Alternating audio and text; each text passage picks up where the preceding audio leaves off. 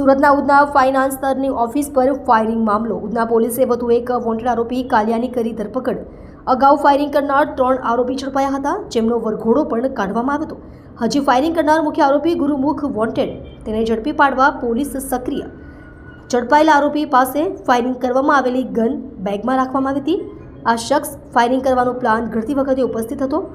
આરોપી કાલિયાની ધરપકડ કરી વધુ તપાસ હાથ ધરવામાં આવી. જોડાઈ રહો નવા સમાચાર જોવા આજ કી પુકાર ન્યૂઝ ચેનલની સાથે ડાયરેક્ટર ચિરાગ દરજી સાથે. થોડા દિવસ અગાઉ ઉધના પોલીસ સ્ટેશન વિસ્તારમાં ફાયરિંગની એક ઘટના બની હતી. આ ઘટનામાં શરૂઆતમાં પોલીસે 3 આરોપીઓની ધરપકડ કરી હતી.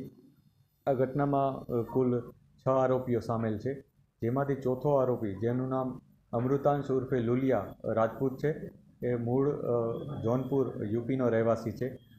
પોલીસે એને આઈડેન્ટિફાઈ કર્યો હતો અને ઉધના પોલીસે એની ધરપકડ પણ કરી છે. એની પાસે એક વ્હીકલ છે, એ પણ પોલીસે જમા લીધું છે.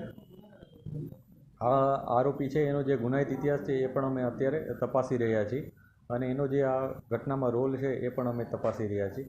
આ ઉપરાંત અન્ય 2 જે આરોપીઓ છે એનો પણ અમે શોધખોળ કરી રહ્યા છીએ અને જલ્દીમાં જલ્દી પકડાઈ જાય એ પ્રકારના પોલીસનું પ્લાનિંગ છે.